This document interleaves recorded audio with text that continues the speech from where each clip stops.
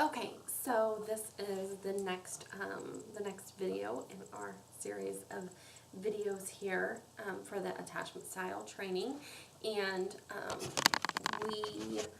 we've gone over a lot so far in this training. We went over kind of the history and the people involved in creating attachment theory and attachment styles.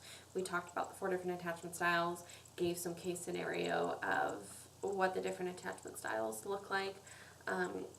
And then we talked a little bit about also how you get your attachment style, and that doesn't necessarily mean that that's the attachment style that you're stuck with for the rest of your life, but that you are able to change your attachment style. And so now to get to the crux of what we really needed to talk about here was, what does this mean for our families, and how do we use this to be able to assist our families? So many of the children that we work with are coming into these adoptive families without a secure attachment style. I would say that the majority of the children coming into our families do not have a secure attachment style, either due to the attachments that they were taught and the type of attachments they were taught to make, or just due to life experiences and trauma they have faced. Children that we work with, they may have had primary caregivers with one of the 3 insecure attachment styles, so maybe they weren't taught a secure attachment style. Maybe children have not even had a constant primary caregiver to teach them an attachment style.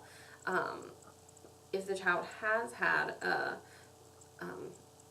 secure primary caregiver with a secure attachment style, that is great, but even then we know that that's at least a broken attachment because the child's been placed for adoption, and so there's still those issues there that are going to be recurring regarding the attachment of the child. So many of our children have faced attachment struggles by the time that they get home to our adoptive families.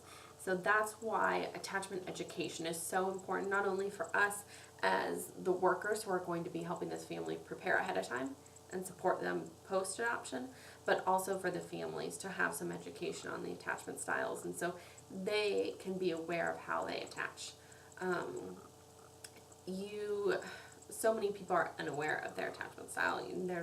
This isn't something you see daily, information on attachment styles. You see the love languages, so a lot of people have really gotten into that and gotten into the different love languages, but the attachment styles aren't really out there like that. So a lot of people aren't aware that there's even different attachment styles, and that of what their own attachment style is. And so it's hard to understand how to attach to a child if you don't even know what your own attachment style is and how you attach to somebody. Since these children are coming into our adoptive families with an already developed attachment style and have possibly faced attachment struggles, it's also important for our adoptive families to have secure attachment styles so that they might be able to create strong attachments with these children. Dan Siegel, in his book Parenting from the Inside Out, had a quote here that I wanted to read to you. He said, "How you make sense of your childhood experiences has a profound effect on how you parent your own children. Understanding more about yourself in a deeper way can help you build a more effective and enjoyable relationship with your children." And a lot of people don't realize with their biological children what their attachment style is, because it's going to be the same. Their children are probably going to pick on the attachment style that they have, and so there's not going to be any resistance there. There's not going to be any sort of difficulty because you guys have the same attachment style, you're flowing, you're working well together. But then when you throw in a child that might have a completely different attachment style, there's going to be some rub. There's going to be some differences in how you're attaching and some difficulties in how you're attaching. I mentioned earlier that my husband and I don't have the same attachment styles. While I have the naturally avoidant, earned, secure attachment style, my husband has a naturally ambivalent, earned, secure attachment style. So we both come from different families with completely different attachment styles, and we have to work really, really hard on having a secure attachment with our kids and one another and having that secure attachment style. But the first step to becoming earned secure is understanding you're not. understanding that you have one of the insecure attachment styles. And so that's why it's important for our families to understand this, because they might not know that they don't have a secure attachment style because they don't see it. They don't have that mirror looking back at them. But it's important for them to know what about the attachment style. So again, we're not assessing these families, but we can give them information and encourage them to go and educate themselves even further. When our adoptive families look at themselves and ascertain areas of needed growth or change, then they begin to work towards that change and become better parents, especially to these kiddos who have had potentially faced great loss and brokenness in their life. As I mentioned previously, in no way are we qualified to provide adoptive families with an attachment style assessment, so we should never assess a family's attachment style. But that being said, we do make observations during our visits. And if you make observations during your visits that cause you to be concerned about the family's attachment habits and attachment styles, then you talk to your supervisor and you guys can discuss where to go from there. But we are able to inform families about the different attachment styles during the home study process or during the post-placement process. We're able to provide them with educational articles regarding the different attachment styles, and we are able to encourage them to study them further. We want to assist families in becoming as well prepared as they can beforehand for this child to be in their home, and we want to help support them after the placement as well as we can.